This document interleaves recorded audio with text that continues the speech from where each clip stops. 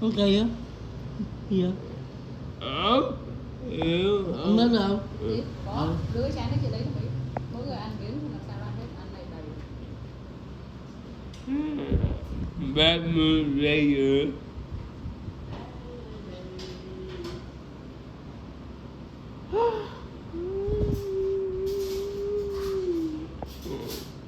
Đưa về ấy